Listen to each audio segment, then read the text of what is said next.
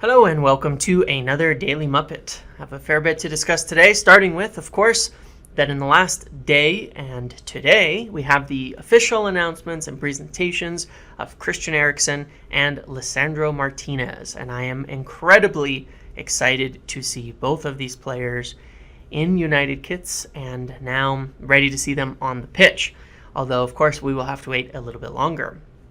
The good news is, reports have come out that they played a behind closed doors game today against Wrexham, and both Christian Eriksen and Lisandro Martinez played in this game, while Christian Eriksen scored a goal for United in the first half. I think that both of these players will be in the starting 11 next weekend against Brighton, and hopefully we get to see them alongside the main players in the match against Atletico. That is set to be kind of the big preseason one that should be all of the players that we're expecting to start the year.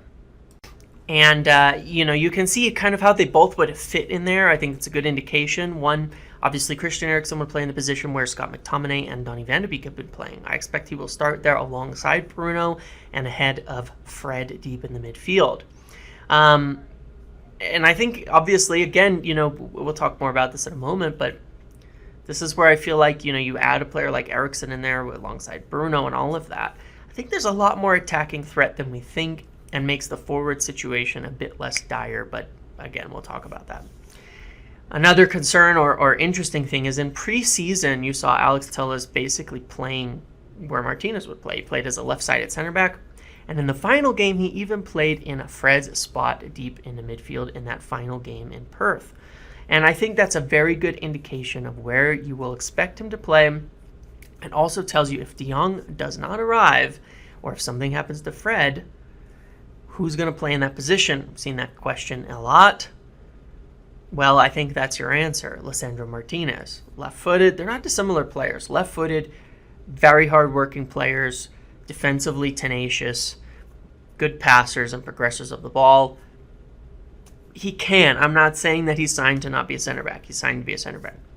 But in a pinch, you could see Martinez fitting into that situation and backing up Fred quite well, actually. And he understands the system. He's done it before. So I think you could see that certainly as sort of a plan B to the whole situation.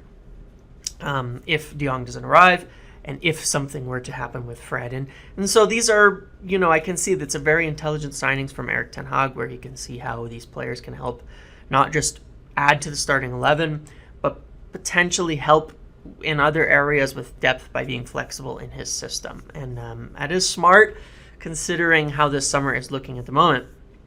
Let's talk about transfers.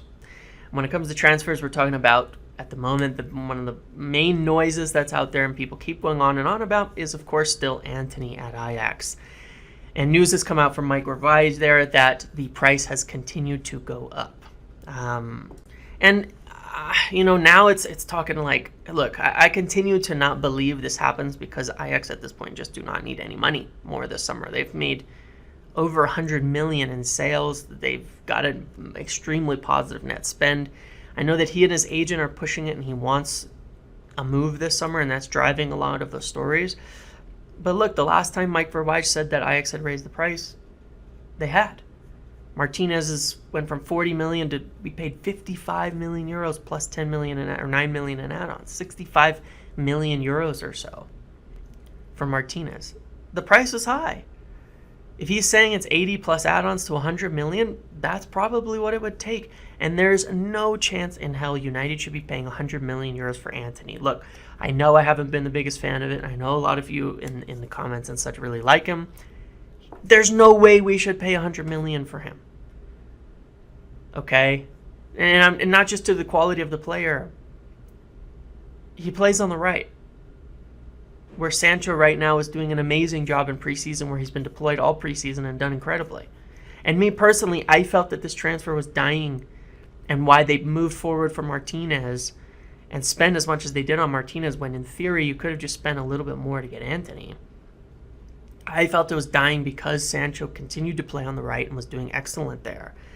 And so, I just don't see it. 100 million on a right winger when we have a right winger that we just purchased last year. They've been chasing for years and who is doing very well under Erik ten Hag in preseason on the right.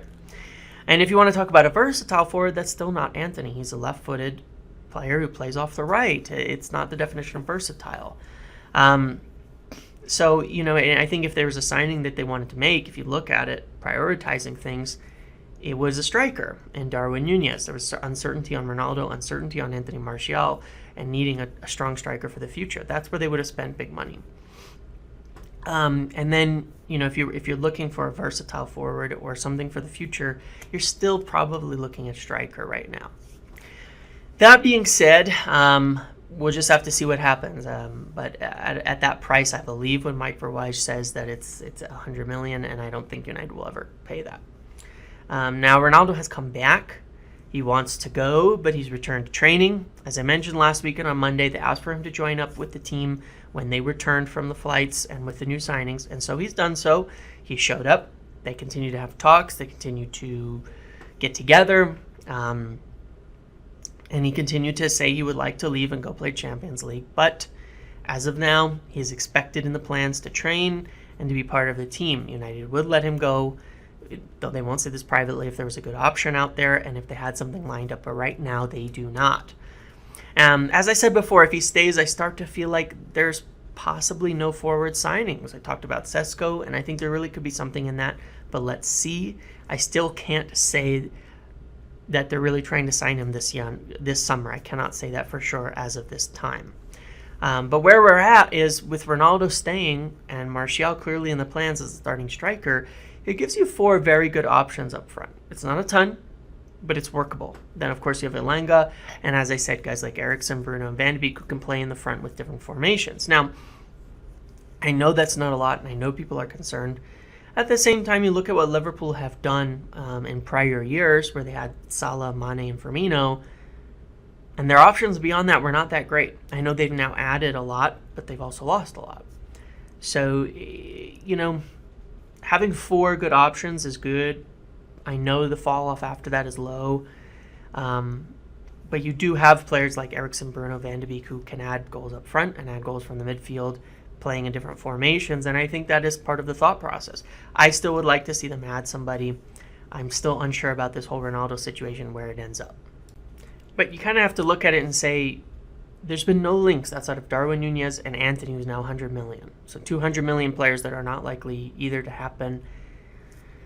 You're not seeing that much, and that's part of the trouble this summer. You're not seeing anything in terms of alternatives to these main targets we've known about since May. Or April, even in some cases, about bringing Antony over, about Darwin Núñez. These were the targets back then. It's dragged till August. So if they were going to happen, unlike De Jong, they probably would have happened already. So I'm kind of getting the idea that there's not going to be a signing up front. I'm not saying there isn't. Things could change now. From my understanding, in terms of the meetings yesterday, there was a meeting scheduled separate to Ronaldo to discuss the overall situation, transfers, all of that. So we may see some things coming out of that, may see some briefs coming from that.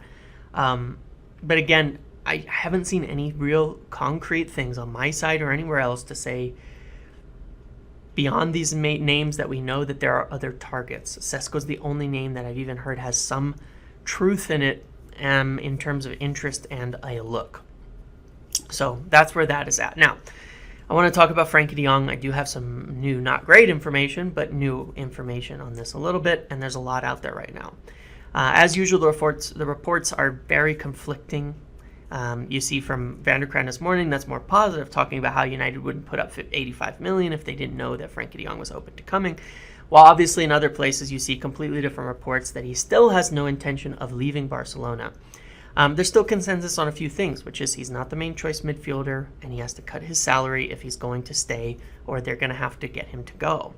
Now, of course, they can't force him, but there's some conflicting information onto whether he's willing now to cut his salary or not. It's been stated in the last few days from Barcelona sources that he's considering it. This has become very complicated. It's been complicated, and it's continuing to become more complicated. A lot of people say they would not have gone this far without being sure the player would come or the deal would happen, but that is just not true.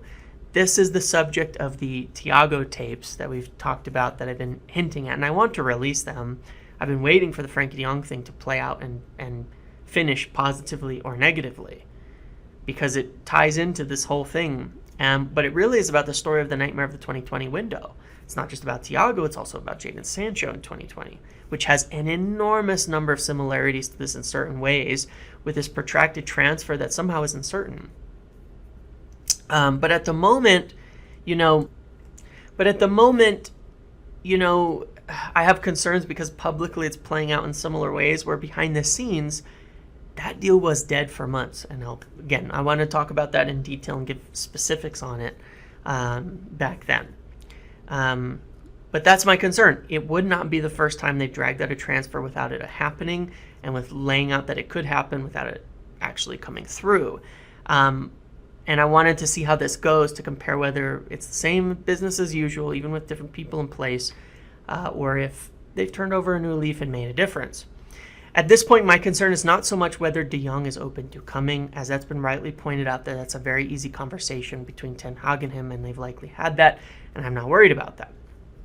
I have my information that they've spoken and he is open. My concern is more to do with misestimating Barcelona and their stupidity, or not having a handle on Barcelona and their stupidity. This is a club that quite possibly is driving themselves into bankruptcy right now and relying on Super League money that is likely never to come in order to save them. What they're doing is insane. And what I've been given is some pessimistic, not so great news on it today, where following discussions yesterday, United are apparently less sure of this deal happening than they were a few weeks ago. I don't have a lot of detail, but it seems to come down to doubts creeping in about whether Barcelona will actually figure out a way to pay him off, or if they'll find a way for him to stay. And it may be activating the third lever, I don't know. But the feeling is that they're worried that Barcelona will not make this happen, will not get this done and do what needs to be done to get De Jong out of Barcelona. That's the concern, and I understand that. And I don't know that they'll report that. I don't know that they'll talk about that. It's impossible to predict what's going to happen with Barcelona, because they're so crazy and the things that they're doing financially are such a mess. But because it's such a mess, that doesn't make it better for the transfer. And so there's a bit of pessimism in the decision makers and people at United. So if you do see some alternates starting to come out now, that may be why. And I don't mean the alternates that make no sense, like Milinkovic-Savic, but some actual alternates coming out. I think that is the reason why at the moment. Again, it's not super solid. It's just there's pessimism at the moment, more than there was before. They were never 100% sure, but still confident.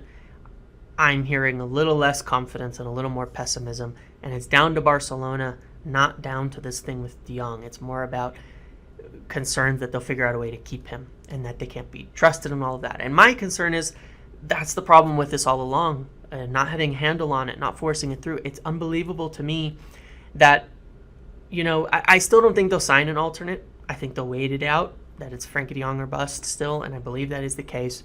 But I'm not optimistic. I'm not very optimistic at the moment. It's maybe 50-50 or 40% 60 now.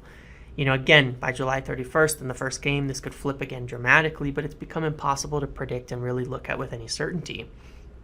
I can't trust Barcelona to understand why they'd be paying his wages or allowing this to get into the season if they really had to be rid of him. So if this doesn't get resolved in the next 10 days, why would it get resolved after that? And as it ticks down and it continues to be unresolved, if they've made small offers, things like that, then I don't know. Maybe they don't intend to. Maybe there's something else going on. And I have concerns about that, and I think people at United are starting to worry about that too. If we don't get Frenkie de Jong, I do think there will be more signings of some sort maybe in the end. In the end, similar to 2022, how there's a couple 2020, how there's a couple signings right at the end. But at the same time, I think you're going to be seeing this Martinez, this Fred backup, Ronaldo returning, that there may not be any more major signings. I wouldn't be surprised if there isn't, because as I said before, I think Erik ten Hag wants to have specific players, and if he cannot get the players that he wants to fully fit, then he doesn't want to fill up the club with alternatives, and he believes he's got the flexibility to play with the players we've got. I'm very optimistic about how we will play. You know this. I've talked about this a lot. But this shouldn't be taken as me letting the club off the hook. I've grown to have an enormous amount of faith in Erik ten Hag and what he's doing, what he's building, where he's going with this club, what he's doing with this team and with a lot of the players. I think that with the type of signings he's had, there's flexibility. I think we're not expected to compete this year. I think teams like Chelsea are taking a step backwards. I still don't really rate what Arsenal are doing as a team or with their manager. So I think the opportunity is still there for top four, have to be Europa League favorites to win some trophies. But it's not letting the club off the hook. At the start of the year, the summer, I said Nunez, Frenkie de Jong, and Timber. As of now, Nunez is a no-go, and they're not going to get Antony, who is the clear other choice, in my opinion, right now. It looks impossible at that price. Frenkie de Jong is very much not a certainty. Timber, they didn't get, no fault of their own on that, but they got Martinez, which is fine. I think that's great. So 1 out of 3 of the major things, he wanted to rebuild the spine, have a lot of options then, young players, aggressive players up front, and attack in the midfield, obviously with de Jong and all these options. He wanted Eriksen on top of that. Those were the 3 main ones, and he didn't get it. If he doesn't get these signings this year, next summer we need a striker, we need another midfielder still, and we're going to have to resolve the goalkeeper situation. That could all be done in one summer still, and having Champions League and top 4 and all that would make it a lot better. But it would be better to get at least one of these things resolved this summer still. And so that's obviously the hope for Frenkie de Jong. But I also gather that he doesn't want to buy a player that's going to overload this midfield that now has a lot of players, even if they're not all deep midfielders, and not be able to make the purchase of what he really needs next summer. So it's a tricky situation. To kind of summarize it, Antony price too high, de Jong a bit more pessimism. No severe links yet at the moment, and that's why they're United are insistent on keeping Ronaldo. Sesko stuff is still up in the air. I wish I had more. I know a lot of that is a bit of a rehash. I wish I had a little bit more information to give you, but as it's coming down towards the end of summer, this summer has not gone to plan. It hasn't gone as it should. They did nail these targets down. I can grasp and understand and agree with wanting to be specific about getting the right players in and not just waste money. Again, it's a shorter run. There may be players available in January to add to it, obviously next summer, but if major new names or significant new names come up, I'll let you know. And that's still the biggest indication that they're still on with Frenkie de Jong and considering that, and it's not dead, but there's a little bit more pessimism. But yeah, that is the biggest thing. There has not been any actual concrete new names in different positions for these other players, for these other signings or positional signings. And until there are, I would expect these guys are nobody, and right now I'm leaning towards a little bit of nobody. So anyway, I'm excited to see what happens though in preseason and how we play and how the year starts, and sometimes that can provide the impetus to move something along when you see what you're missing to start the year. But we really don't need a negative start to the season either that shows that we had a bad summer. That would be not great. I hope it starts out very well. So thank you for watching. Make sure to like, comment, subscribe, and I will see you in the next videos.